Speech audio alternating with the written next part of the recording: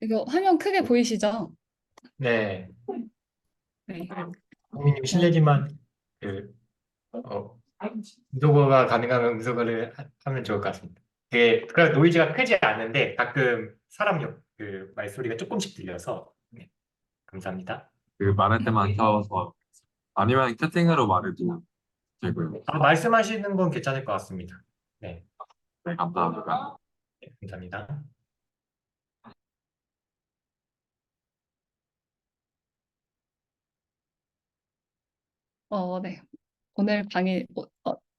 오늘 살펴볼 강의는 렉처 11의 모델 기반 강화학습입니다. 굳이 변명을 하자면 저도 요새 좀 바빠가지고서 어제 엄청나게 벼락치기를 했는데 잘할 수 있을지 모르겠습니다. 아이고. 그래서 이제 오늘 강의에 대해서 간단하게 어떤 걸 살펴볼지 먼저 이야기를 하면 지난 시간에는 이제 모델 기반 강학습이 무엇인지 간단하게 살펴봤어요. 그리고 대부분 거의 전통적인 제어 모델에 대해서 마지막에 많이 설명을 했는데 이번 시간에는 이제 모델을 학습하고 이 모델을 제어에 사용하는 모델 기반 강학습의 어, 기초에 대해서 이제 논의를 할 예정입니다. 그리고 모델 기반 강화학습의 불확실성에 대해서 이제 논의를 하고 마지막으로는 복잡한 관찰을 가진 모델 기반 강화학습을 다룰 예정이에요. 그래서 아마 이 복잡한 관찰이라는 게 끝까지 다 듣고 나니까 이미지 부분인 것 같더라고요. 이 세 가지 부분을 살펴볼 예정입니다. 그러면은 우선 모델 기반 강화학습에서 계속 이렇게 모델 거리는데 모델을 잘 학습하는 게 왜 중요한지에 대해서 먼저 설명을 하고 있습니다. 그래서 뭐 다이나믹스에 이제 추정을 하는 뭐 이런 F 함수가 있다고 가정을 하면 모델 풀이 강화 학습을 다루는 대신에 이제 지난 시간에 배웠던 그런 여러 컨트롤 툴들을 통해서 이거를 제어를 할 수가 있어요.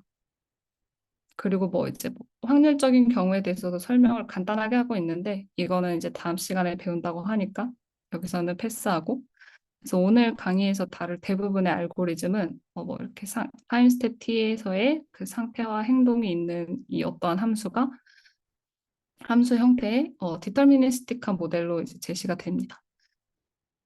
그러면은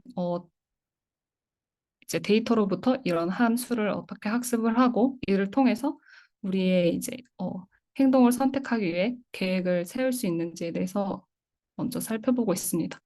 그래서 굉장히 간단하게 0.5 버전의 모델 기반 강화학습 알고리즘 프로토타입을 갖다가 보여주고 있는데요.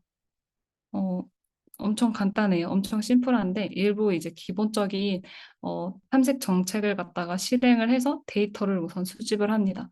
이때 이 기본적인 정책 폴리시는 완전 무작위 정책일 수 있는데 뭐 그래서 이렇게 복잡한 뉴럴넷 같은 방식이 아니라 이제 굉장히 유니폼리한 랜덤 폴리시로서 이제 돌아간다고 해요. 그래서 이제 어떤 엄청 단순한 그런 폴리시도 괜찮다라는 걸 나타내고 있고 그다음에 여기서 수집하는 데이터도 상태와 행동과 그 다음 상태인 이 상태 전이 데이터셋을 수집을 합니다. 그래서 여기서 이 전이가 이게 튜플로서 이제 데이터셋에 저장이 되고 그래서 이 데이터셋을 통해서 모델을 지도학습 방식으로서 이제 훈련을 할 수 있다고 해요. 그래서 데이터셋의 모든 전들에 대한 이 함수와 그다음에 그 다음 상태가 F 프라임의 이 차이의 평균을 최소화하는 다이나믹 모델을 갖다가 이제 학습을 한 두 번째 스텝에서 학습을 합니다.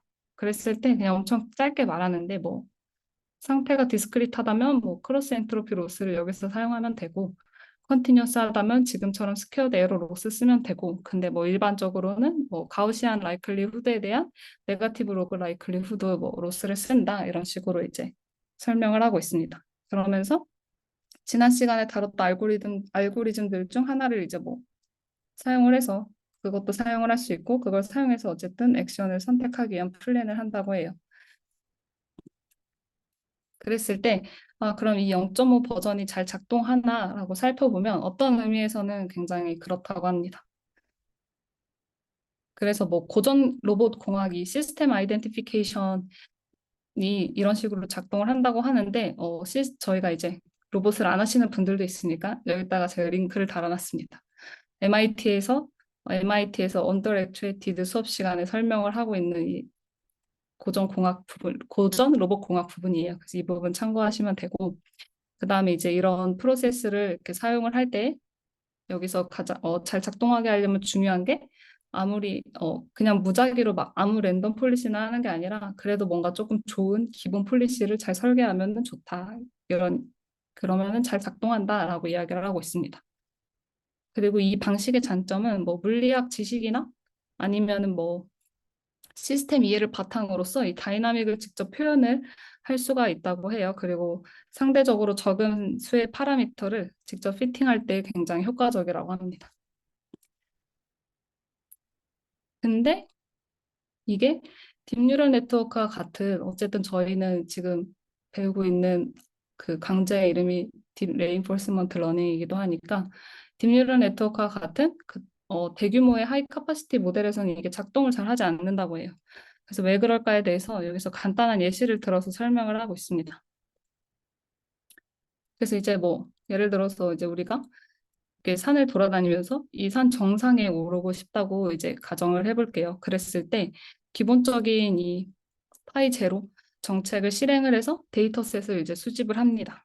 그래서 뭐 여기로 갔을 때 이 상태와 액션과 그 다음 유추할 수 있는 상태 등에 대한 이제 이 데이터셋을 수집을 하고 그래서 이 무작위 걷기로 이렇게 막 랜덤하게 걸어가지고 그 결과를 사용한 걸로 이제 이 다이나믹 모델을 학습을 해요. 그래서 이게 이제 파이 제로 정책이고 이걸 통해서 F를 학습함으로써 우리는 이제 산의 가장 높은 지점에 이제 도달을 하고 싶은 거죠. 그랬을 때 이 F한테 어떤 행동을 취해야지 우리가 얼마나 높이 올라갈 수 있을까, 상 정상까지 올라갈 수 있을까를 예측하도록 요청을 하고 계획을 세웁니다. 그랬을 때 이제 뭐 이렇게 사진을 그냥 전반적으로 보면은 이 파이 제로 정책에서 얻은 무작위 데이터로부터 모델이 계속 오른쪽으로 갈수록 고도가 높아진다, 정상에 가까워진다라고 판단을 할 거예요. 이거는 굉장히 데이터에 기반한 합리적인 추론인데, 근데 모델 안에서의 그 행동을 선택하기 위해서 계획을 세울 때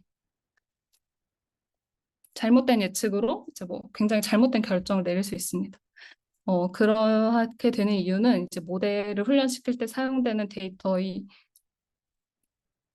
데이터가 이 파이 제로에 의해서 유도된 그 상태들의 분포에서 오기 때문인데요. 그 분포를 갖다가 p 파이 제로 st라고 부를게요. 그랬을 때 여기서 이제 이걸 사용해서 계획을 하면은 이 모델 밖에 있는 이제 다른 계획을 세울 때에는 잘못된 판단을 내릴 수 있어요. 그러니까 이제 데이터 수집 단계에서의 이 행동 분포와 계획 단계에서 모델을 예측하려는 이 행동 분포 간의 이 불일치가 일어날 수 있습니다.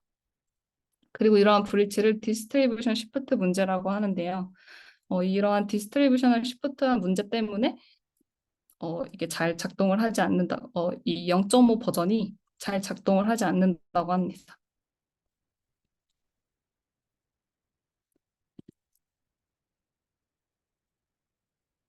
그리고 실제로 이런 이 디스트리뷰셔널 시프트 문제, 이 문제는 시스템 식별 같은 그런 정통적인 제어와 방식이랑 다르게 딥뉴럴 네트워크와 같은 모델을 사용할 때에는 굉장히 큰 문제가 된다고 해요. 그래서 이거를 그러면은 어떻게 해결을 할 수 있을지 다음 장에서 살펴보고 있습니다.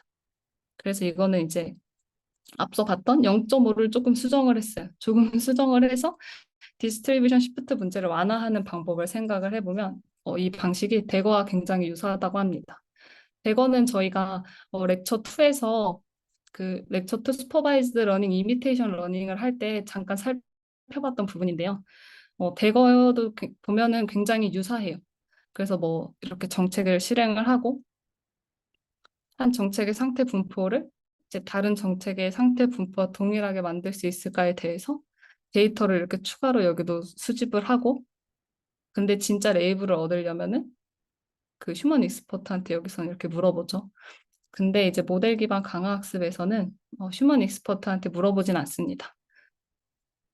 그냥 단순히 여기 이 앞에까지는 0.5 버전이랑 똑같은데 단순히 특정 행동을 취하고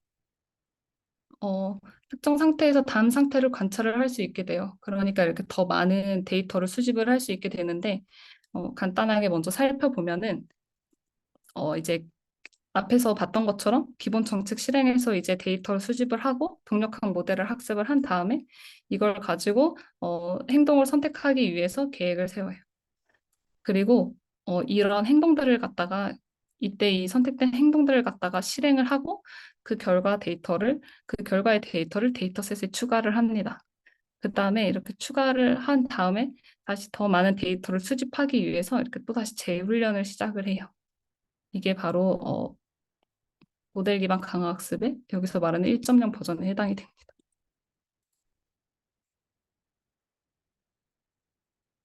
근데 여기서 간과한 게 아직 한계가 있는데 만약에 그럼 실수를 했으면 어떡할까? 뭐 아까 앞서 살펴봤던 산 예제에서는 그냥 떨어지면 죽는 거라서 뭐 수정을 할 수 없겠지만 실제 문제에서 이제 여기서 예시를 들고 있는 게 차 운전인데 어 만약에 이제 모델이 핸들을 왼쪽 2도로 꺾으면 차가 직진해라고 잘못된 모델이 있어요. 그래서 우리가 이 모델을 통해서 핸들을 2도로 꺾으면 직진을 하진 않겠죠, 결과적으로. 계속 이렇게 왼쪽으로 갈 테고, 이렇게 더 많은 데이터를 수집함에 따라서 계속 이 반복적으로 조금씩 더 이렇게 왼쪽으로 꺾이게 될 거란 말이에요.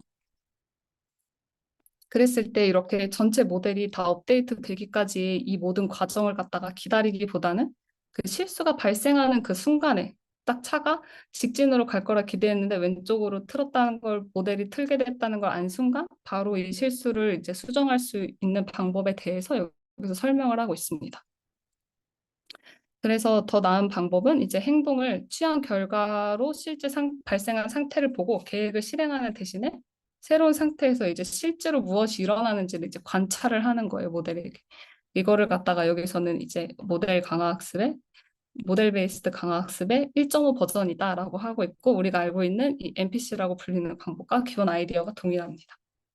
그랬을 때 앞서 봤던 것들이랑 또 기본 아이디어는 굉장히 동일해요. 그냥 여기서도 4번과 5번이 추가된 것뿐인데 똑같이 기본 정책을 파이 제로를 실행을 하고 동력화 모델을 이제 훈련을 시키고 그 다음에 일련의 행동을 선택하기 위해서 이 동력학 모델을 통해서 플랜을 세워요.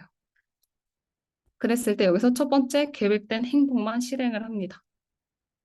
그리고 그 행동이 취한 결과 발생한 실제 그 다음 상태를 관찰을 해요. 그리고 이 트랜지션을 데이터셋에 추가를 하고 다시 행동을 선택하기 위해서 계획을 세우러 갑니다. 그리고 이 전체 과정을 매 스텝마다 반복을 해야 돼서 코스트가 굉장히 많이 듭니다. 특히 이 N번의 이 외부 루프 스텝마다 이 전체 과정을 다시 반복하고 모델을 훈련을 시키는데요. 이때 이게 트레젝토리 길이의 배수일 수도 있어서 코스트가 많이 듭니다. 대신에 여기서 바로바로 그 다음에 관찰된 다음 상태를 갖다가 결과로 나온 다음 상태를 관찰하기 때문에 이 리플레이닝은 모델의 에러를 줄이는데 굉장히 크게 도움이 된다고 합니다. 그러면 여기서 우리가 또 궁금한 게 하나 생길 수 있어요.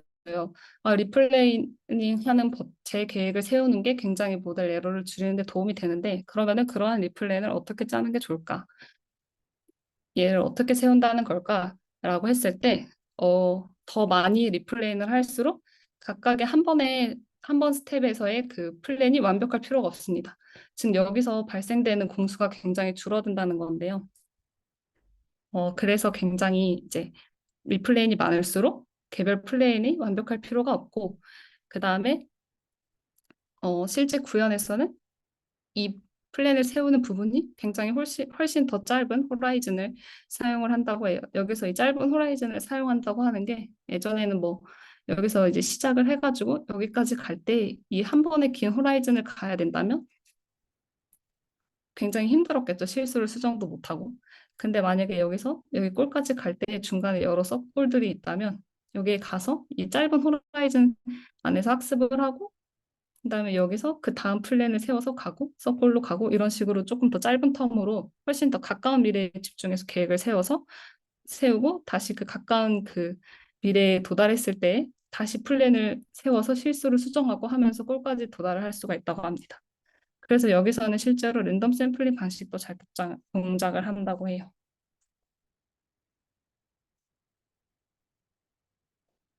그랬을 때 여기서 지금까지 계속 말하는 게 약간의 그런 모델의 불확실성 부분이 있잖아요. 그래서 모델의 그런 이 불확실성이 이 모델 기반 강화학습에서 굉장히 중요하다고 하는데 왜 중요할지에 대해서 살펴보도록 하겠습니다. 그래서 여기서 이 주황색 부분이 어, 모델 기반 강화학습 1.5를 실행했을 때 결과예요. 아까 이 1.5는 저희가 앞에서 봤던 이 내용입니다. 그래서 이게 앞으로 계속 나오니까 굉장히 중요한 알고리즘인 것 같아요. 그래서 이제 이거는 1.5만을 실행을 했을 테고, 그래서 그걸 바탕으로 여기서 이제 모델 프리 강화학습을 부트스트랩하고 훨씬 더 오래 실행을 해서 나온 결과값이 빨간 부분입니다. 그랬을 때 이 두 가지를 저희가 여기서 알 수가 있는데요. 모델 프리는 결과적으로 훨씬 더 나은 여기 보상이 훨씬 높죠. 그래서 훨씬 더 나은 최종 성능에 이제 도달을 하게 되고, 그에 반면에 이제 모델 베이스드 강화학습은 0보다 더 나은 0보다 더 높은 성능에 빠르게 도달합니다. 그래서 여기는 이제 순수 모델 프리만 돌렸을 텐데요. 이 기준이 여기가 X이니까 모델 프리가 0보다 이상의 그 성능까지 도달하기까지는 굉장히 긴 시간이 걸리는데 모델 베이스드 강화학습은 거의 초반부터 위에 있죠. 그래서 이걸 통해서 이제 모델 기반 강화학습은 초기 성능을 향상하는 데 좋다. 그리고 모델 프리는 최종 성능에서 굉장히 좋은 결과를 보여준다라는 걸 알 수 있습니다. 그랬을 때 궁금한 게 그러면은 모델 베이스드 강화학습은 아무리 노력해도 결과적으로 여기서 한 대략 500 정도의 리워드만 가져가고 근데 모델 프리 강화학습은 이거 두 개 뭐 대략 봤을 때 한 5천 정도에 가져간다고 하면 왜 모델 베이스드가 더 결과적인 나쁜 퍼포먼스를 보여줄까에 대해서 이제 궁금함을 제기를 하고 있습니다. 그랬을 때 어,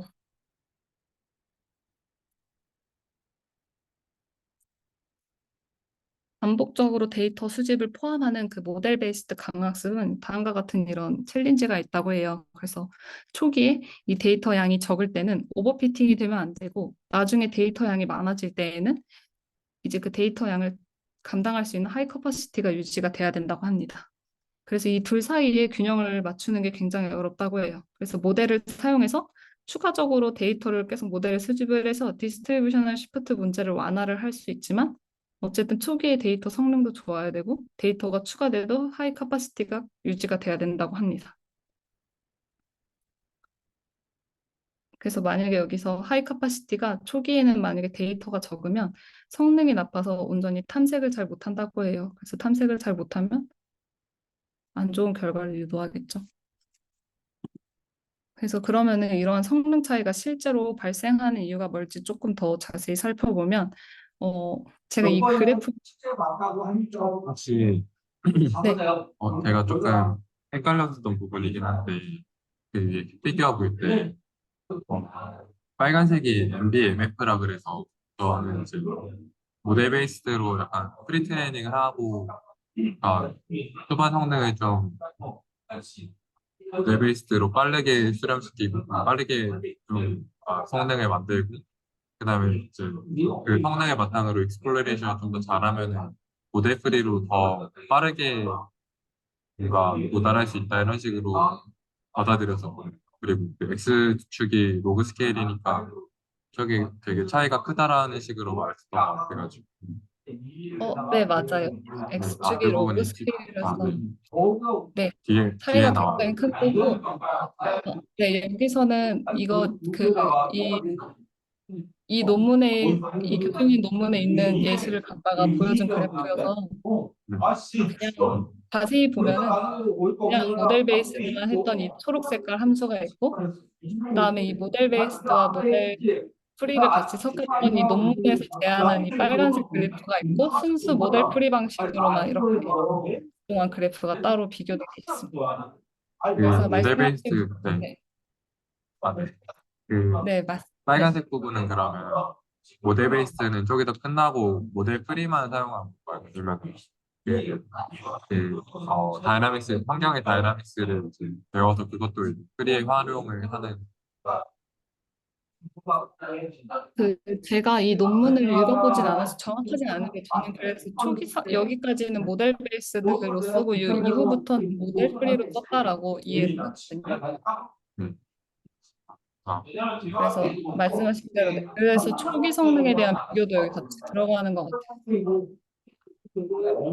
아, 네, 정확하진 않을 수 있습니다.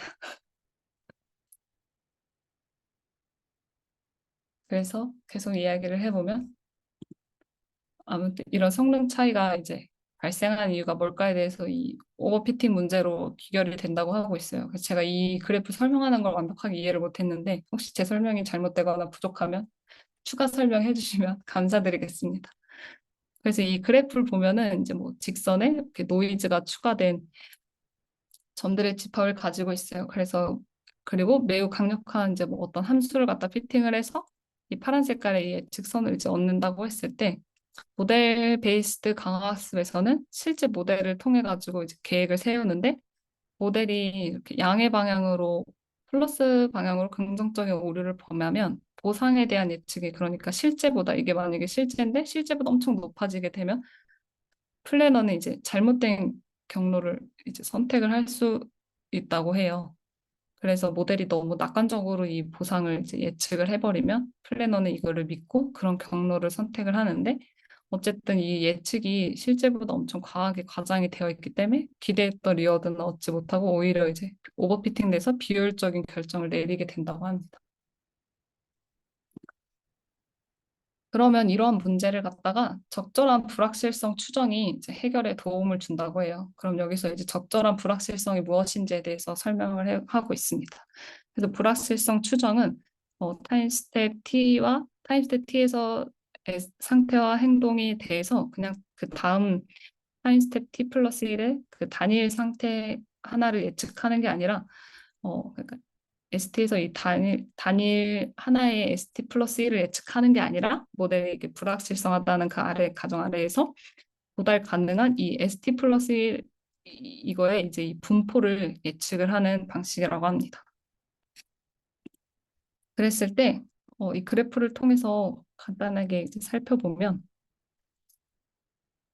여기서는 그 강의에서는 이 절벽에 도달한 데 만에 하면서 뭐 불확실성을 하면은 절벽이 어딘지 몰라서 뭐 떨어질 수 있으니까 얘가 자꾸 이렇게 뒤로 간다. 학습이 진행될수록 했는데 이 설명을 제가 잘 설명을 못할 것 같아서 이 그래프로 설명을 드리면 이제 이 빨간 점이 여기서 이렇게 자세히 보시면 이 빨간색 땡땡땡 점으로 나타나 있는 부분이 실제 함수입니다.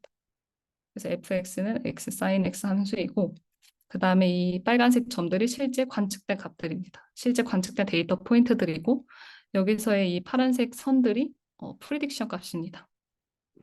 그래서 가우시안 프로세스 회귀를 통해서 추정된 함수의 평균이고 그 다음에 이 평균이고 그 다음에 이 푸른색 음영이 각 x 값에 대해서 예측된 출력의 95% 신뢰 구간 즉 x 값에 대한 예측의 불확실성 정도를 나타낸다고 해요. 그래서 이 구간이 이렇게 넓을수록 불확실성이 높고 구간이 좁을수록 불확실성이 낮습니다. 그래서 뭐 x가 8일 때 값은 아예 구간이 없죠. 왜냐하면 관측된 데이터 포인트이기 때문에. 그래서 불확실성이 엄청 낮은 거고 그 다음에 이제 x가 9일 때 값을 보면 불확실성이 굉장히 크다는 걸 알 수 있습니다. 그래서 예측에 이제 불확실성을 정량화하는 도구로서도 많이 사용이 되는 가우시안 프로세스입니다. 그래서 이런 경우에는 잘 알려지지 않은 영역이나 불확실한 데이터에 대해서 굉장히 예측할 때 굉장히 유용하다고 해요. 그래서 그리고 여기서 설명하듯이 같은 평균값을 가져도 이 베리언스 예측이 굉장히 높은 베리언스에서는 이제 이 기대되는 평균값이 굉장히 낮다고 합니다. 그래서 예를 들어서 x가 9일 때를 살펴보면 여기서는 이 정도 되는 베리언스를 가지고 있어요. 근데 어떤 함수는 x가 9일 때 이 정도 되는 크기의 베리언스를 가지고 있다면 당연히 이 베리언스가 이제 큰 값이 기대되는 보상이 더 적겠죠. 그래서 그런 걸 설명하고 있고 그래서 아까 이거 동민님께서 질문 주셨는데 오늘 안 오셨지만 불확실성은 이 예측 측정에서의 불확실함. 그래서 뭐 데이터가 적을 수도 있고 아니면 우리가 이 모델을 모르거나 모델이 불완전할 데이터가 적어서 모델을 갖다 모르거나 모델이 불완전할 수도 있고 아니면 처음 본 낯선 환경에서의 환경으로 인해서 발생할 수 있는 게 이제 불확실성입니다. 그리고 여기서 말하는 이 베리언스는 저희가 아는 그 베리언스 확률 변수의 분포가 얼마나 퍼져 있는가의 정보를 나타내고 있습니다. 그래서 뭐 베이지안에서는 이제 다음 PPT에서 살펴볼 건데 베이지안에서 이 불확실성은 가중치 출력에 대해서 뭐 이렇게 확률적 표현으로 모델링 되고 가중치의 이 베리언스는 뭐 불확실성을 나타내고 한다고 하는데 이거는 조금만 더 뒤에서 살펴보도록 하겠습니다. 그래서 저 이런 근데, 네. 네. 이번 뭔가 흐름이 끊긴 것 같아서, 말씀 마저 하시고, 저 아까 그런 거에서 생각난 게 드는 게 떠올라가지고, 아니요, 지금 말씀하셔도 돼요. 네. 제가 아까 헷갈렸던 부분이, 조용히 그래프에서 비교해서 보여드린 모델 베이스는 1분 동안만 10분만 돌려 모델 프리는 그 이후로 많이 돌렸는데 그 상태에서 뭔가 비교하는 거라고 느껴져가지고 저 피겨를 보면서 설명하는 제가 헷갈린 것 같기도 한데 뭔가 모델 베이스는 조금만 훈련시키고 모델 프리는 많이 훈련시키고 비교하는 거 페어하다라고 느꼈거든요. 모델 베이스의 경우에도 오래 트레이닝을 했을 때도 모델 프리가 더 낫다라는 게 있었는데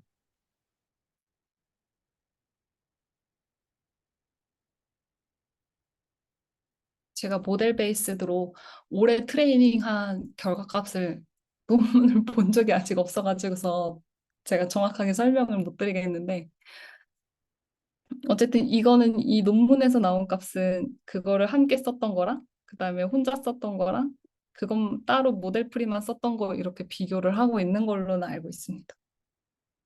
근데 그래서 이걸 뭔가 모델 베이스들을 왜 짧게 스텝까지만 돌렸는지 저도 잘 모르겠어요. 뭔가 모델 베이스가 모델 프리보다 성능이 안 좋다라는 식으로 강의에도 나왔을 것 같아요. 그게 이제 설명이 충분히 안 됐다라는 거거든요. 제가 좀 못 알아들은 부분이 있어요. 저만 그랬던 건지. 그 잠시만요.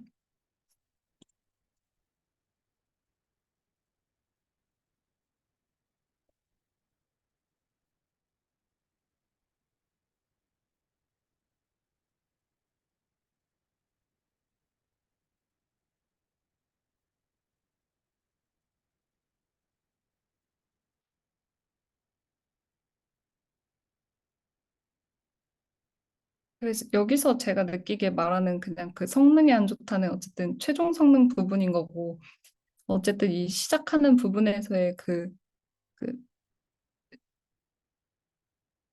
0보다 높은 성능을 가질 수 있는 좋은 성능을 가질 수 있는 거는 모델 베이스드 강학습이다 해서 근데 얘가 최종 성능은 모델 프리보다는 약한데 그거를 왜 그런지에 대해서 이제 이 두 가지 이슈가 있어서 그걸 어떤 식으로 해결하면 되는지에 대해서 계속 설명을 하고 있는 것 같아요. 근데 저도 그 부분은 좀 찾아봐야 될 것 같습니다. 좋은 근데 질문 그게 주셔서 감사합니다. 네. 오버피팅 되면 안 된다라는 말은 모델 베이스에서 어떤 특정 행동에 대해서 저게 모델 프리를 위해서 오버피팅 되면 안 된다는 거죠. 모델 베이스 자체가 그렇다는 건지 사실 헷갈렸었어요. 어, 모델 프리를 위해서 얘가 너무 뭔가 과도하게 트레이닝 되면 익스플로레이션을 못하게 되니까 그래서 그런 건지 알아요. 모델 베이스 자체에서의 문제인 거니까 보면은 그게 뭔가 모델 3랑 모델 베이스를 어떻게 섞어서 썼는지 몰라서 일단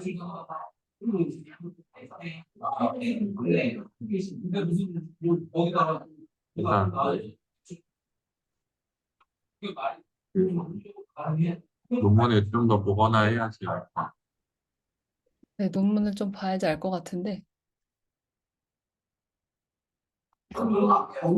될것 문제를 같은데. 풀이로 네,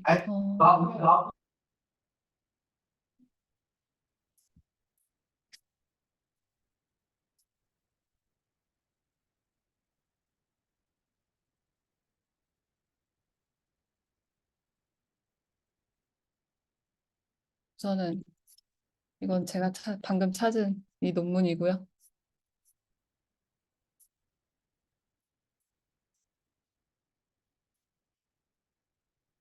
일단 넘어가도 될 것 같아요. 제가 좀 더 찾아보고 나중에 알게 되면 말씀드리겠습니다. 네, 감사합니다. 네, 다시 돌아오면요.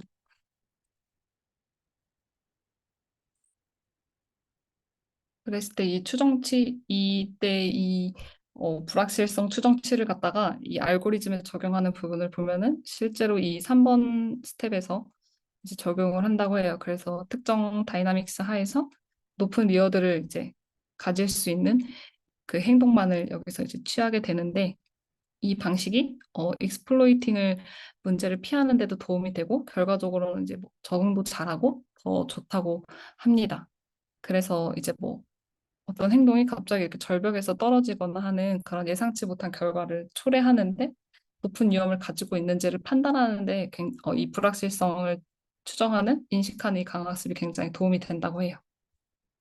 근데 여기서 몇 가지 이걸 사용할 때 경고 사항이 있는데 우선은 더 나아지기 위해서 익스플로레이션을 해야 된다고 합니다.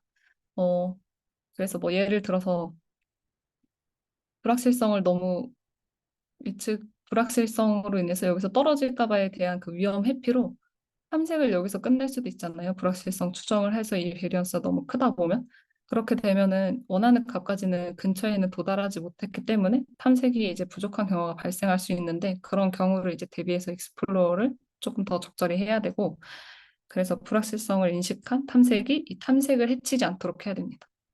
그리고 뭐 기대값이 페시미스틱한 밸류랑 옵티미스틱한 밸류와 같지 않다라는 말이 있는데 이 말은 잘 모르겠지만 다음 강의에서 논의를 한다고 합니다. 그래서 여기서 빠르게 넘어가도록 하겠습니다. 그러면은 이런 모델 베이스드 강화 학습을 위해 불확실성을 인지하는 동적 모델로 불확실성을 인지하는 신경망에 대해서 그 다음에서는 이제 다루고 있습니다.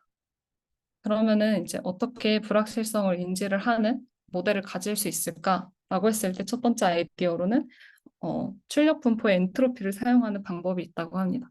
근데 이거는 되게 효과가 없는 방법이라고 해요.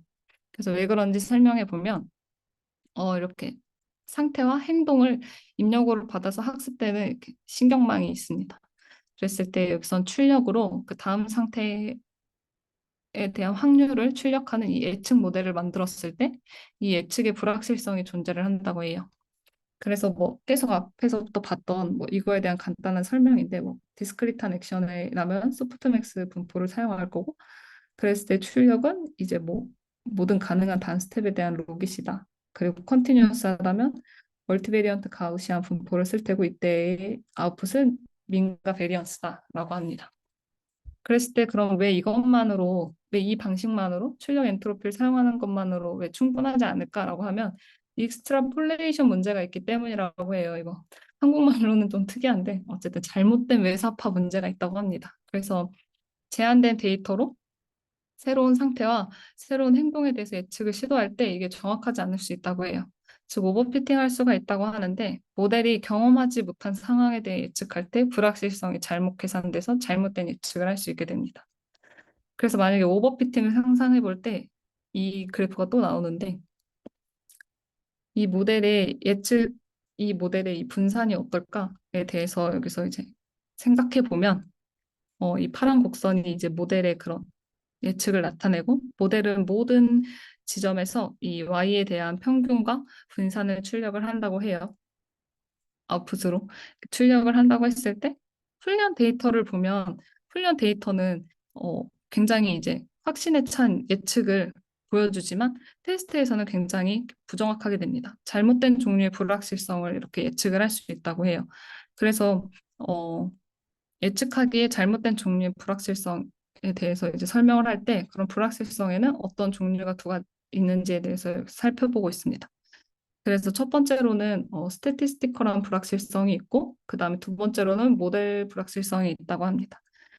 그래서 첫 번째 스태티스티컬한 불확실성은 자체적으로 이렇게 노이즈가 다 있는 함수예요. 그래서 이 경우에는 데이터가 많다고 해서 이 불확실성이 감소하지는 않습니다. 노이즈가 계속 있으면 데이터와 상관없이 높은 엔트로피를 계속 출력을 하게 됩니다. 그에 반면 모델 불확실성은 이름에서부터 알 수 있듯이 모델이 무엇인지 우리가 몰라요. 이 경우는 그래서 데이터가 충분해지면은 이 불확실성이 사라지고 우리가 이제 모델에 대해서 데이터를 통해 충분히 학습하기 때문에 불확실성이 사라지지만 제한된 데이터에서는 모델이 실제로 무엇인지 모르기 때문에 불확실성이 좀 유지가 됩니다. 그래서 다시 말하면 모델은 데이터에 대해서 알지만 우리는 모델에 대해서 모르는 경우가 됩니다. 그랬을 때 그러면은 이 모델 불확실성을 추정을 해서 불확실성을 인지하는 모델을 만들어 보자라고 이제 두 번째 아이디어를 던집니다. 그랬을 때 앞에서 봤던 그림이랑 똑같이 이렇게 하나의 신경망이 있을 때 이때 여기서의 출력에서는 파라미터 세터도 나오게 됩니다. 그래서 모델이 불확실하다는 것은 이 세터에 대해서 불확실하다는 것을 의미를 한다고 해요. 그래서 이제 주어진 데이터셋을 바탕으로 어, 이 세타의 argmax 로그 프로버빌리티를 갖다가 이제 프로버빌리티가 맥시멈 라이클리후드를 추정할 때 이 세타가 주어진 이 데이터셋의 로그 프로버빌리티 argmax를 취하는 것과 동일하다. 그리고 이는 균일한 사전 분포를 가정한다라고 얘기를 하고 있습니다. 근데 이렇게 추정을 하는 대신에 그냥 이 데이터셋이 주어졌을 때 이 세타에 대해서 전체 분포로 이 확률을 추정을 할 수 있을까라는 이제 질문을 던지고 있어요. 그래서 가장 가능성이 높은 셋 하나를 찾는 대신에 실제로 이 데이터셋에 대한 세타의 전체 분포를 갖다가 이렇게 추정을 하고 이걸 통해서 불확실성을 얻으면 어떨까라는 질문입니다. 그랬을 때 이 분포의 이제 엔트로피가 모델의 불확실성을 이제 알려줄 거라고 하고 그래서 이 방식이 사후 분포라고 합니다. 그랬을 때 사후 분포를 얻을 수 있다고 합니다. 그래서 이때 모델을 예측할 때 모델 불확실성을 고려를 하기 위해서 이 인테그레이트를 사용을 해야 된다고 해요. 가장 가능성이 높은 세타를 취하고 그 다음에 상태와 행동이 주어졌을 때 그 다음 상태에 대한 이 확률과 그냥 단순히 가장 높은 세타 이렇게 된 값을 출력하는 대신 이 적분을 해가지고서 이런 다음과 같은 이 파라미터 분포를 출력을 한다고 합니다. 근데 이것도 어쨌든 뉴럴넷 같은 굉장히 규모가 크고 고차원적인 파라미터 공간에서는 이것만으로는 또 이제 수행을 하기가 굉장히 이렇게 불가능하다고 해요. 그래서 다양한 어프록시메이션 방법이 사용이 되는데 그랬을 때 여기서 한 가지 선택할 수 있는 사항이 이제 베이지안 뉴럴넷이라고 합니다. 근데 제가 사실 어, 이 페이지부터 완벽하게 이해한 건 아니어서요. 한 21페이지인가 22페이지까지. 그래서 좀 설명이 버벅일 수 있는 점 양해 부탁드리겠습니다. 그래서 일단 한 가지 선택할 수 있는 사항이 베이지안 뉴럴넷이라고 하는데 여기서 이제 왼쪽 그림을 보면은 이제 입력 X 값과 출력 Y 값이 있고 이때 모든 히든 유닛과 이 가중치들은 전부 숫자예요. 근데 이제 오른쪽 그림을 보면 베이지안 뉴럴넷에서는 모든 가중치에 이렇게 분포가 들어갑니다. 그래서 가장 일반적인 경우는 이 가중치에 대해서 이걸 하나로 하는 이 조인트 뭐 이렇게 신기한 분포가 있고 보통 이제 가우시안 분포를 따른다고 하는데 이런 조인트 디스트리뷰션이 하나가 있습니다. 그래서 예측을 할 때 이런 분포에서 샘플링을 해서 각각의 세타 I 값을 추출하고 이를 바탕으로 출력 Y를 예측을 한다고 해요. 그래서 이 과정을 여러 번 반복하다 보면 다양한 이제 Y 값들을 갖다가 샘플링할 수 있고 이 샘플들이 이제 전체 예측의 불확실성을 나타내는 데 사용이 된다고 합니다. 그랬을 때 굉장히 자주 사용하는 이제 두 가지 어프록시메이션 방식이 있다고 해요. 그래서 첫 번째는 파라미터 사후 분포이고 두 번째는 가우시안 분포인데 파라미터 사후 분포는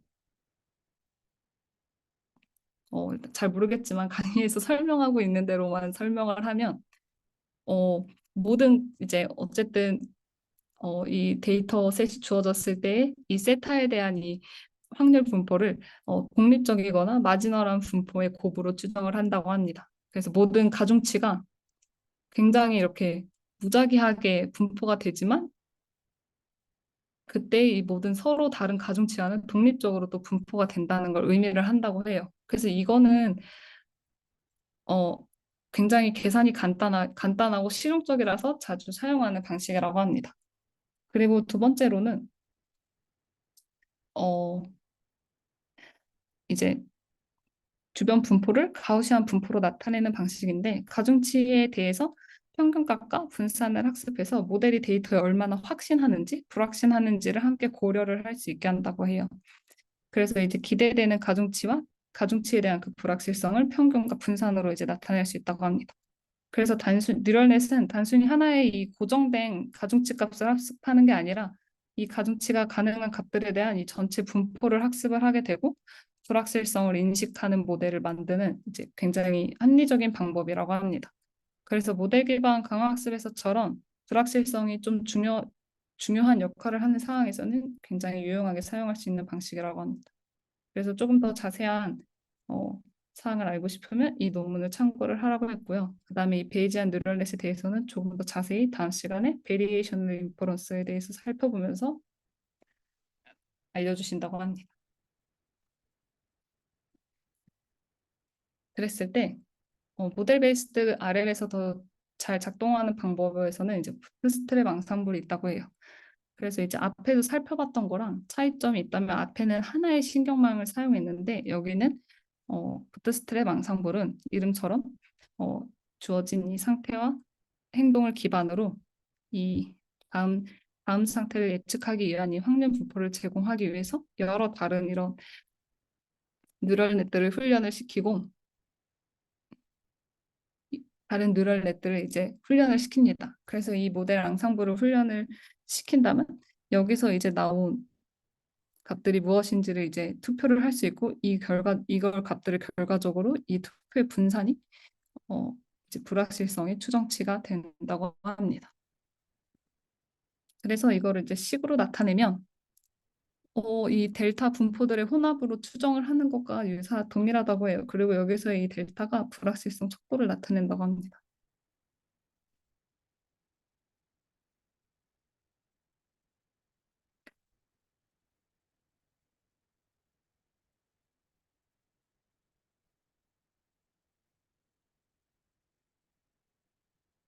그랬을 때 사후 앞에서 봤던 그 사후 파라미터를 나타내기 위해서 부트스트랩 앙상블을 이제 어떻게 훈련시킬 수 있을지 살펴보면 단일 훈련 셋 하나를 가지고 여러 개의 이제 독립된 데이터 셋들을 생성을 해서 독립적인 이제 모델을 얻는 방식으로 어, 이제 훈련을 한다고 합니다. 그래서 각 모델은 다른 모델의 이런 데이터 셋들과는 독립적이지만 어쨌든 이 모든 데이터 셋들이 하나의 같은 분포의 데이터 셋에서 온 거다라고 하는데 이 방식이 약간 낭비라고 해요. 그래서 여기서 말하는 하나의 트릭이 있는데 이 세타 i를 갖다가 우리가 이 세타 i를 이제 학습을 하는 거잖아요. 그랬을 때 이 전체 데이터 셋에서 이제 대체 추출 방식으로 샘플링된 이 DI에서 이제 세타 i를 훈련을 시킨다고 합니다. 그래서 뭐 여기 간단하게 그냥 제가 예시 하나 만들어서 써놨는데 만약에 뭐 전체 데이터 셋이 1, 2, 3, 4, 5면 뭐 세타 1에 대한 데이터 셋 1은 DI 1은 뭐 2, 3, 3, 5, 1이 되고 뭐 세타 2에 대한 파라미터 2에 대한 이제 훈련하는 그 데이터 셋 2는 뭐 4, 5, 5, 5, 2 이런 식으로 된다고 할 때 어쨌든 이 각각의 모델들이 그 서로 다른 시각에서 학습을 하게 되는 거잖아요. 결과적으로 다 같이 1, 2, 3, 4, 5, 이 분포에서 학습을 하는 게 아니라서 그래서 조금 더 모델들 간의 다양성을 생성을 할 수 있고 그래서 예측할 때 조금 더 폭넓은 시각과 불확실성 추정을 제공을 한다고 합니다. 제 설명이 잘 맞는지 모르겠네요. 그리고 어 그래서 이러한 부트스트랩 앙상블을 딥러닝에서 사용하는 방식은 뭐 더 쉽다고 하는데 어쨌든 뭐 보통은 이제 10개 이하의 그 신경망을 쓴다고 하고 다양한 뭐 계산 비용 등, 그다음에 학습 시간 등을 고려해서 10개 미만의 모델을 사용한다고 하고, 그다음에 딥뉴럴넷을 이제 훈련할 때는 앞에서 말했던 근데 그 대체 추출 방식의 리샘플링을 사용하는 게 아니라 그냥 뭐 이런 그레디언트 디센트 방식이나 그다음에 랜덤 초기화 방식을 사용해서 훈련을 시킨다고 해요. 그래서 실제 구현에서도 이 방식은 보통 생략이 된다고 합니다. 그랬을 때 이제 다음 장에서는 불확실성을 인지하는 모델을 제어에 어떻게 사용할 것인지, 그다음에 이거와 관련된 실제 연구들을 살펴보고 있습니다. 그래서 여기서 부트스트랩 앙상블을 사용해서 불확실성 이제 모델을 훈련을 시켰다고 가정을 했을 때 이 두 번째 줄부터 보면 n개의 이제 가능한 모델을 가지고 트레젝토리를 가지고 있고, 그다음에 이 모델들에 대해서 그 모든 타임 스텝마다 평균적으로 이 보상을 최대화하는 이 A에서 이 H 행동을 선택하고 싶다고 할 때 하고 싶고, 그다음에 그때 어, 이 t 플러스 1에서의 이 상태가 모델 i에 대한 다이나믹스에 의해서 이렇게 주어졌을 때 주어진다고 가정을 하고, 그 다음에 이때 디터미니스틱한 이 모델들에 의해서 분포를 학습하는 경우라고 합니다. 그랬을 때 그 절차가 이렇게 되는데 이 앞에 그 부트스트랩 앙상블 절차가 이렇게 되는데 조금 달라요. 앞에서 말했던 거랑. 앞에서는 이렇게 다 인테그레이트해서 학습을 한다고 했는데 여기서는 어쨌든 이 세타를 예측한 이 확률 분포 내에서 세타를 갖다 샘플링을 하고, 그 다음에 상태들을 이렇게 또 샘플링을 한 다음에, 그다음에 이 예측된 이 상태들에 대한 이 모든 타임 스텝에 대해서 이제 그 모든 보상들을 갖다가 계산을 합니다. 그리고 이 과정을 계속 반복을 해가지고서 에버레이지 그 평균적인 그 리워드를 갖다 계속 해나간다고 해요. 그래서 이렇게 샘플링하는 대신에 적분을 원래 하는 걸로 앞에 이 수식에서는 나와 있었는데 저도 이거 궁금해서 한번 찾아봤는데, 근데 이제 제가 이해한 바로는 별로 이게 큰 차이가 없다고 해요. 이게 별로 실제로 구현해봤을 때 별로 큰 차이가 없고, 그 다음에 적분을 하면은 컴퓨테이션 코스트가 많이 들어가는데 대신 샘플링 하면은 컴퓨테이션 코스트가 많이 들지 않다고 합니다. 그래서 이런 식으로 파라미터를 샘플링하는 방식을 선택한다고 하고 있고, 그다음에 이런 이 스트랩 앙상블을 사용하기 위해서 이 불확실성 인지하는 모델을 갖다 훈련시키는 이 방식은 앞에서 말한 그 모델 불확실성을 가진 모델 기반 그 강화학습 구현을 갖다 알고 싶다면 굉장히 참고하기 좋은 슬라이드라고 합니다.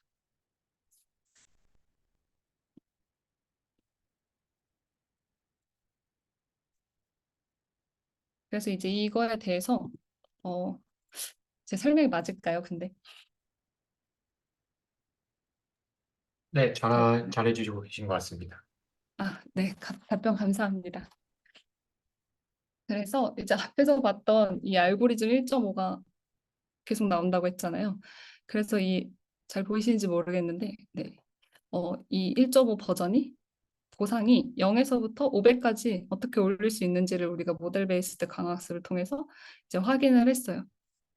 근데 여기서 이 모델 베이스드 강화학습에 부트스트랩 앙상블을 사용해서 그 어, 이게 그 모델 불확실성을 실제로 구현을 한다고 하면 어,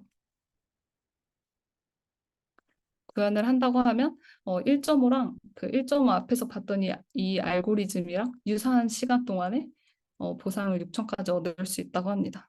그래서 특히 이렇게 초기 단계에서 학습을 할 땐 데이터가 별로 없잖아요. 그래서 이 데이터가 별로 없을 때는 이 모델 불확실성, 에피스테믹 불확실성 추정이 성능에서 큰 차이를 만든다고 합니다. 그래서 이런 식으로 조금 더 빠르게 높은 보상에 올라갈 수 있도록 알고리즘들을 사용을 하는 것 같습니다. 그리고 이제 그 다음은 이제 실제로 로봇이 손 안에서 물체를 조작하는 실험을 또 보여주고 있는데요. 이거는 모델 앞에서 봤던 1.5를 이제 기반으로 한다고 해요. 그리고 뭐 여기서 이렇게 공 세 개 가지고 얘가 손가락 왔다 갔다 하면서 하는 실험인데 자세한 거는 영상을 참고하시면 좋을 것 같습니다. 그리고 그 외에도 모델 기반 모델 기반 강화학습을 구현하고 싶고, 그 다음에 모델 불확실성을 추정을 해서 그런 모델 기반 강화학습에 대해서 더 알고 싶다면 다음과 같은 논문들을 이렇게 좀 참고하면 좋다라고 강의에서 얘기하고 있어요.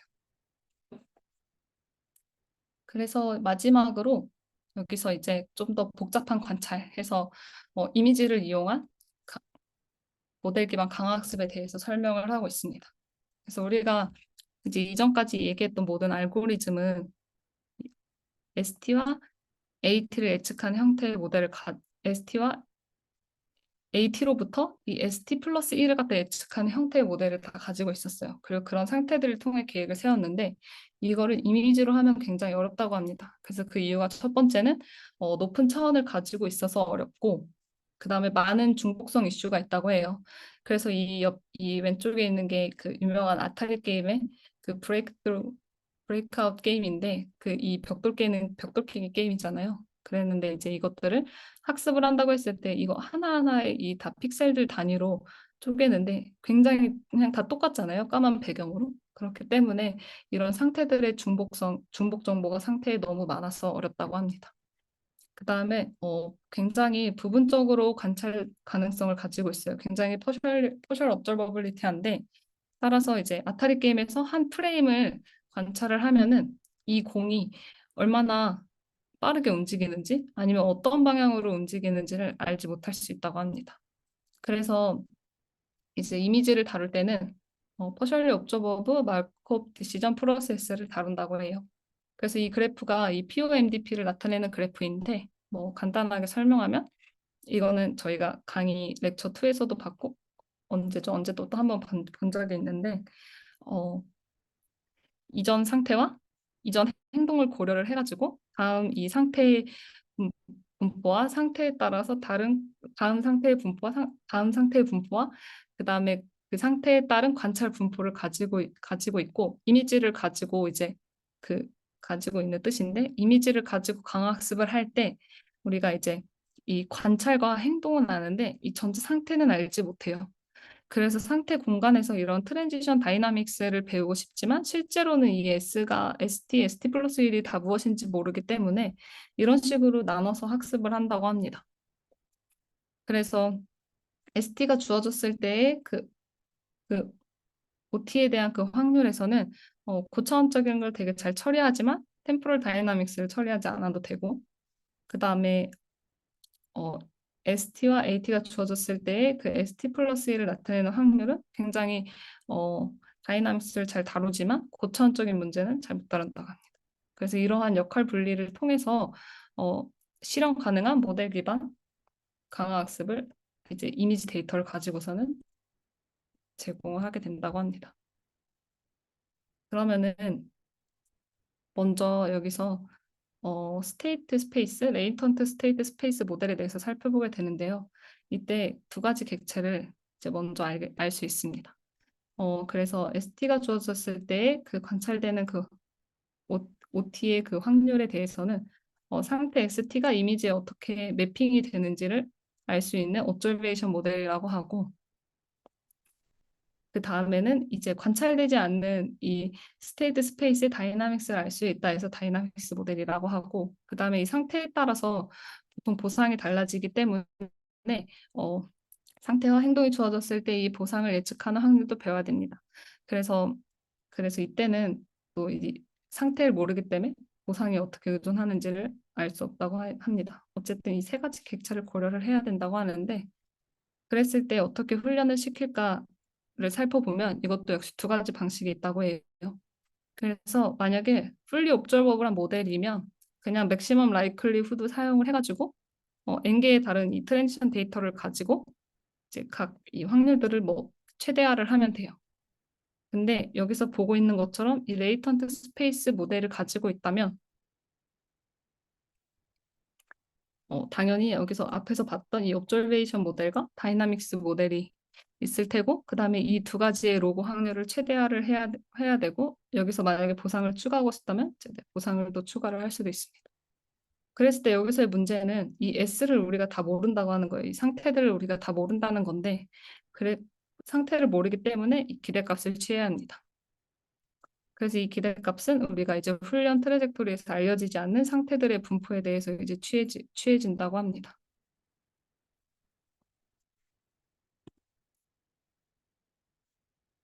그러면은 이거를 갖다가 어떻게 실제로 할 수 있는지에 대해서 조금 더 장장해서 자세히 살펴보고 있습니다. 그래서 이게 앞에서 봤던 수식인데요.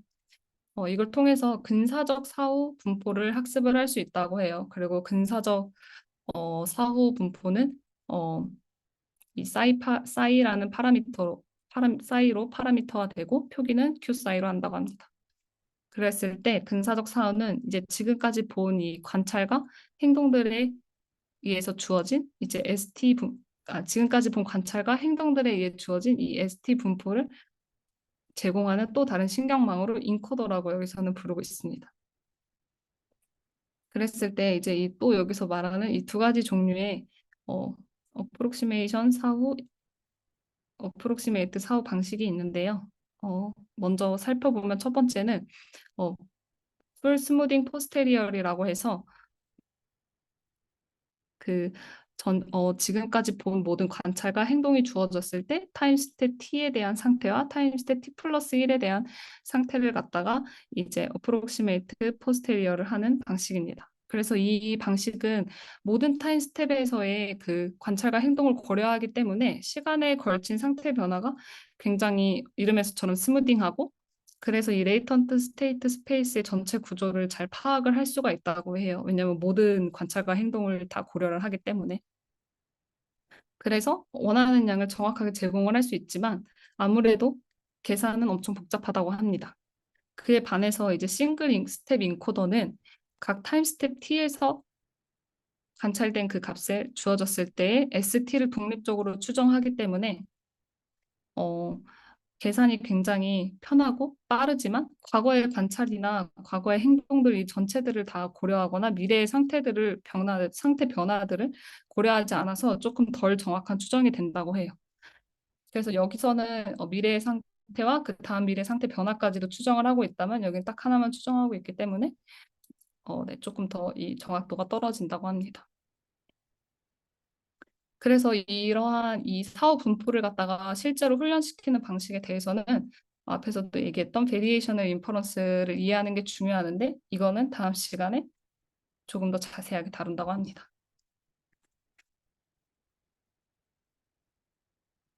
그래서 여기서는 싱글 스텝 인코더만 이식만 이제 다루고 있는데요. 싱글 스텝 인코더를 이제 수행을 하기 위해서 살펴보면 어, 모든 타임 스텝에 대한 OT가 주어졌을 때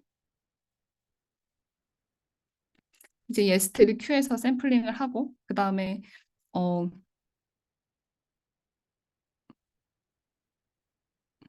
OT 플러스 1이 주어졌을 때는 이제 ST 플러스 1을 큐 사이에서 샘플링을 했을 때 그때 다이나믹 이제 모델과 그 다음에 옵저베이션 모델을 최대화를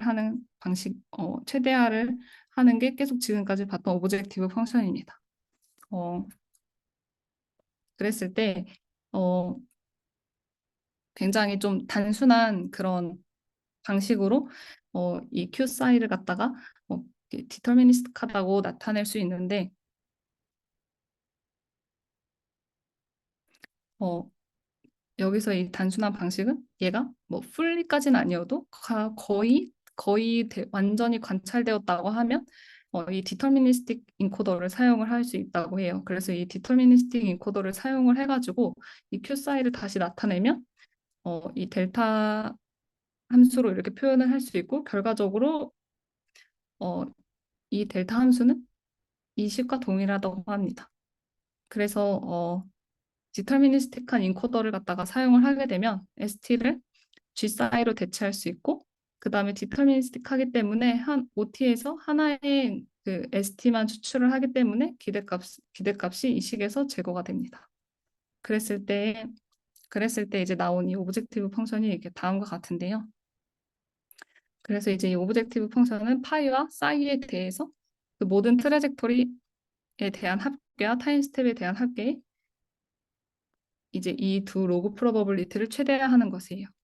그랬을 때 이때 여기 보면 저희가 원래 이 ST들을 다 몰랐다고 했는데 이 값 덕분에 이제 ST들을 G 사이 함수로 다 변경을 할 수 있습니다.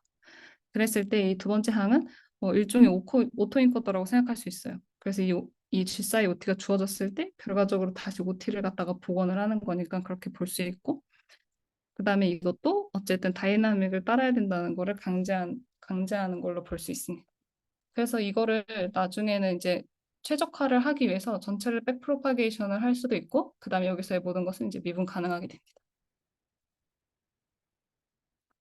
그래서 이걸 조금 더 여기서 리워드 펑션까지 이제 추가한 모델을 그냥 이렇게 설명을 하고 있고요. 그래서 이것처럼 이거는 저희가 지금까지 본 거는 디터미니스틱한 방식이었잖아요. 근데 원래 이제 스토캐스틱한 인코더를 사용해서 불확실성 그 모델을 갖다가 불확실성을 모델링하는 방법들이 원래 엄청 많고 더 많이 사용이 된다고 해요. 그런데 이번 강의에서는 디터미니스틱한 부분만 다루고 있다고 합니다. 그러면은 실제 모델 기반 강화학습에서는 이걸 어떻게 사용하나라고 봤을 때 이전에 다루었던 1.5에서 조금 더 업데이트된 버전이라고 볼 수 있는데요.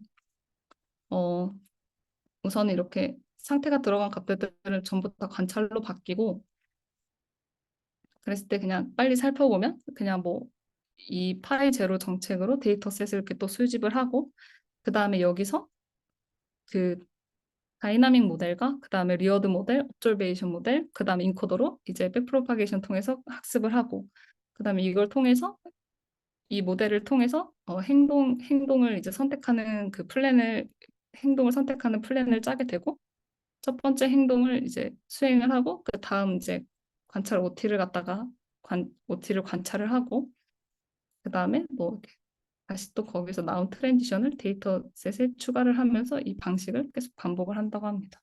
그래서 크게 별 차이는 없는데 그냥 이런 훈련하는 방식들 부분이 이미지 데이터에서는 조금 더 바뀐다. 그리고 이렇게 NPC의 기본 동작을 따른다. 이런 식으로 이해하시면 될 것 같습니다. 그래서 그 다음부터는 그냥 쭉 이거와 관련된 그 실제로 적용해 본 논문들, 트릭을 사용한 예시들을 보여주고 있어요. 그래서 여기서는 뭐 스테이트 스페이스 모델 사용해서 플랜을 구성한 걸 얘기를 해주고 있고 여기서는 뭐 정교한 스테이트 스페이스 모델을 위한 조금 더 이렇게 최근 논문을 소개를 해주고 있습니다. 그리고 또 여기서는 약간 좀 다른 얘기를 해주고 있는데요. 지금까지는 어쨌든 어, 이렇게 레이턴트 스테이트 스페이스 모델을 학습한 알고리즘에 대해서 얘기를 했고 그때 이 G가 ST다라는 인코더를 배웠는데 이런 인베딩을 사용하지 않고 그냥 직접 그 모델 기반 강화학습을 관찰 공간에서 수행했을 때 어떠할까에 대한 이런 최신 연구들을 또 소개를 하고 있습니다. 네, 그렇게 해서 강의가 끝이 납니다. 이 부분에 자세한 건 영상을 참고해 주시기 바랍니다. 감사합니다. 아, 고생 많으셨습니다. 제가 잘 설명했는지 모르겠네요. 아, 정말 잘 설명해 주신 것 같아요. 감사합니다. 개인적으로 저는 설명을 할 때 항상 말을 더듬는 편이라서 말 안 더듬고 잘 설명하시는 분들 보면 부러운데 민경님께서 딱 뭐랄까 말 더듬는 것도 없이 자기 생각을 엄청 잘 설명을 해주시는 것 같습니다. 아, 그렇지 개인적인 않습니다. 부러운 것 아니에요. 저는 수학을 잘 못해서 제가 수학 부분 설명을 잘 했는지 모르겠네요. 아, 잘 해주셨습니다. 네, 그, 가끔 네, 그 생성 모델 강의를 듣다 보면은 네. 모델 베이스드 레인포스먼트 러닝이랑 연관 거기에 필요하다? 라고 했었는데 이번 강의가 살짝 그런 느낌이네요. 맞나요? 다시 혹시 질문해 주실 수 있으세요? 제일 아, 처음에 무슨 얘기 하셨는지 못 들어서. 그 생성 모델 강의 듣다 아, 보면은 그 네, 모델 기반 강학습이랑 강학습하는데 필요하다? 도움이 된다? 이런 코멘트들이 있었는데 네. 어, 조금 그 오늘 발표해 주신 거 뒷부분이 연결되는 지점인 것 같아요. 네, 맞아요. 저는 요즘에 생성 모델 공부를 조금 하고 있는데 알아야 될 것 같아서 좀 비슷한 부분이 많은 것 같습니다. 도움이 되는 부분들이.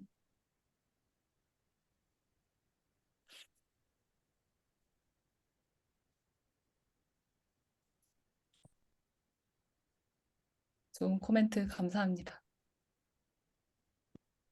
그리고 뭔가 그 언설텐티 관련해서 한 2주 전인가 그 네, 공부를 하고 싶어서 한번 찾아보다가 영상을 봤는데 최성준 교수님 저 링크가 최성준 교수님이 설명한 건데 저도 네. 딱 저거만 봤는데 되게 쉽게 설명을 잘 해주셔서 다들 보시면은 도움이 될 거예요. 어, 좋은 정보 공유 감사합니다.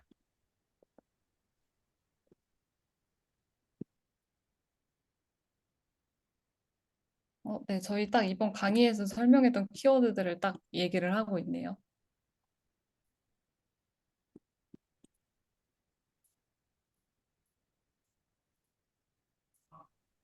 좋은, 재미있는 레벨리스트니까 플래닝하고 이런 것들이 역시 줄을 네.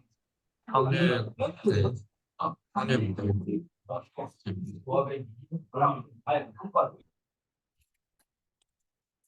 네, 성민님 무슨 말씀인지 잘 못 들었지만 저희 잠시만요. 제 공유를 이제 중지해도 괜찮을까요? 네. 기록 중지해달라고 하시고 아니요, 공유를 중지했습니다. 혹시 그 제가 여기서 미리 질문 올려주셨던 것들 아까 조금 보면서 중간중간에 얘기하긴 했는데 놓쳤던 것들 있을까요? 저 하나 궁금한 게 있는데요. 네. 이 로보테스크에서 아, 그러니까 제가 항상 강학습을 결국엔 현실에 갖다 쓰려면은 최종적인 형태는 어떤 형태일까 많이 고민을 하는데 네. 이미지 입력을 받는다면은 뭔가 강학습 로봇의 눈처럼 약간 1인칭으로 보는 걸로 학습이 되지 않을까 최종적인 모습은 그렇게 생각을 했거든요. 네. 근데 이제 짐 그러니까 딥마인드 컨트롤 슈트나 그런 거 보면은 네. 이미지 옵저베이션인데 뭐 그 1인칭 시점이 아니라 뭔가 로봇을 3인칭으로 바라보는 시점으로 많이 연구가 진행이 되고 있어서 네. 현실에서는 그러니까 실제 로봇 하시는 분들은 카메라를 사용하실 때 어떤 뷰로 사용을 하시는지 질문 드리고 싶었습니다. 저는 카메라를 사용할 때 로봇의 눈으로 세상을 본다라는 데이터로 사용을 하고 있습니다. 아, 네. 그렇군요. 이게 로봇이 보는, 자동차 비슷한 걸 하시는 거죠? 움직이는 거? 네네. 음, 그리고 아마 자동차, 대부분 네. 이렇게 진행이 되고 있을 것 같아요. 그래서 아, 약간 이런 부분 이미지 다루는 게 뭐 저희 다른 스터디에 있는 그런 슬램이랑 3D 비전 그런 영역에서 생성한 데이터로 이제 저희는 걔네를 처리하는 방식들, 네, 학습하는 방식들에 대해서 이제 연구를 하고 있습니다. 뭔가 슬램이, 그, 1인칭으로 본 시점으로 3.5 공간 만드는 건가요? 네네, 맞습니다. 그래서 지금 현재로는 자율주행 자동차에서 제일 많이 쓰이고 있는데 네. 로봇 쪽으로도 많이 확대가 되고 있어요. 근데 국내에서는 로봇에 슬램 하시는 분들이 많이 없다곤 하더라고요. 아, 그렇군요. 그래도 제가 항상 궁금했던 점이 해소된 것 같습니다. 이게 1인칭으로 사용한다고 하니까 네. 연구를 한다면 그런 쪽으로 연구를 해야 될 것 같습니다. 근데 아마 만약에 멀티 에이전트로 해서 로봇 여러 개다 하면은 삼자 뷰도 필요할 것 같아요. 다른 애를 보긴 봐야 되니까 로봇이. 네, 맞습니다. 네, 이거 사실 그러니까 이번 강의 마지막에 막 설명해 주실 때 나오는 동영상들 보니까 뭔가 1차원 뷰는 아니고 그 로봇의 팔까지 보이는 뷰긴 하더라고요. 네. 네, 이것도 뭔가 1인칭 뷰라고 할 수 있을까요? 네. 왜냐면 보통은 이 네. 팔이 아니라 팔은 따로 있고 카메라 위치는 또 따로 있어서 그 아마 네. 로봇 입장에서는 자기 뷰에서는 팔이 보일 거예요. 자기 손이. 아, 그렇군요. 네. 네. 알겠습니다. 감사합니다. 네.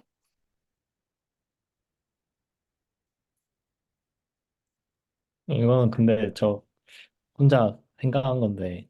개인적인 궁금증인데 강화학습이 사실 안 될 때가 많잖아요. 여러모로.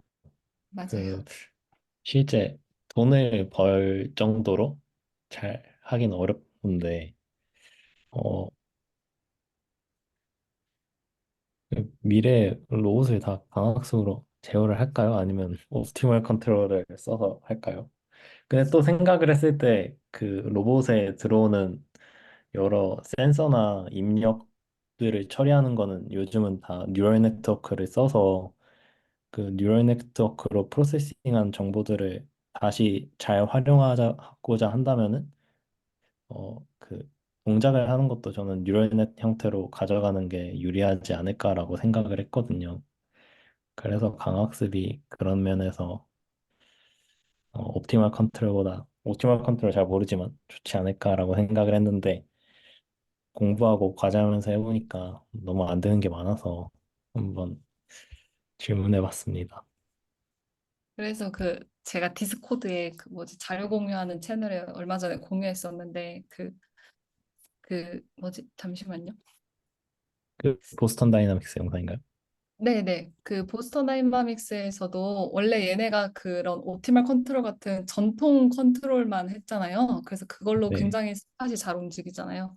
근데 뭐 예를 들면은 그런 옵티멀 컨트롤만으로는 그 안 되는 동작들이 있대요. 뭐 예를 들면 비가 왔을 때 미끄러졌다가 다시 바로 서는 동작들 이런 거는 전통 제어로는 해결이 안 된다고 해요. 그런 되게 세심한 부분들. 그래서 그런 거를 같이 쓴다고 하더라고요. NPC도 쓰면서 동시에 그런 부분들은 강화학습으로 해결을 한다. 그래서 그 전통 컨트롤이랑 그런 강화학습 간에 서로 균형을 맞추면서 두 가지가 아마 저는 동시에 발전될 것 같아요. 그리고 뭐 뉴럴넷으로 뭐 그렇게 그런 프리프로세싱하고 하는 방식은 그 피겨 로봇 오픈 AI에서 이제 피겨 로봇이랑 했던 것처럼 뭐 추론하는 방식으로 해서 그냥 얘한테 조금 더 똑똑한 두뇌를 심어준다? 이렇게 갈 것 같고 팔 각도 움직이고 하는 거는 네, 방금 말했던 그런 전통 제어랑 강화학습이 같이 갈 것 같습니다. 감사합니다. 그래서 사실 저는 조금 더 AI에 가까운 사람이어가지고 제어는 진짜 잘 모르거든요. 그래서 사실은 거의 그냥 똑똑한 두뇌 만들기, 제어하는 걸로 많이 연구를 틀긴 했어요. 도저히 제가 지금 와서 전통 제어를 하나씩 배우는 거는 약간 조금 나이도 있고 박사 과정이고 해가지고 졸업에 쉽지 않을 것 같더라고요.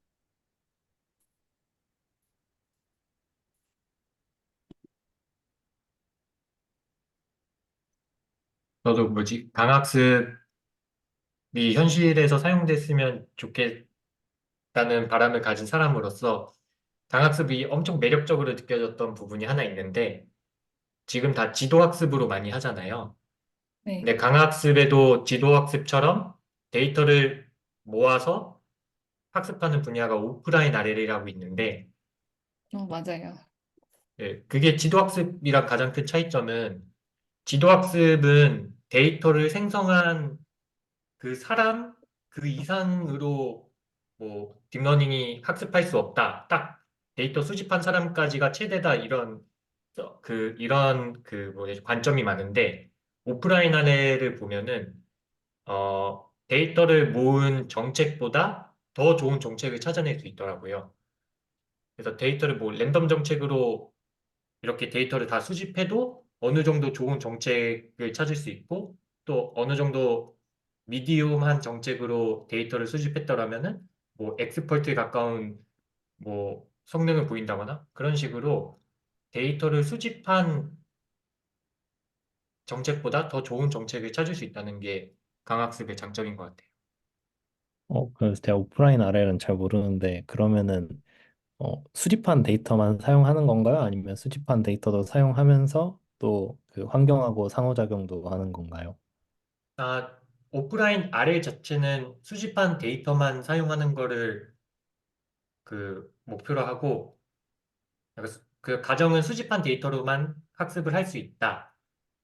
이게 오프라인 RL이고, 물론 거기서 이제 격가지 연구들로 뭐 온라인이랑 같이 할 때도 있고, 아니면 다 학습한 거를 어떻게 온라인에 더 잘할 수 있을까 이런 연구도 있고 합니다.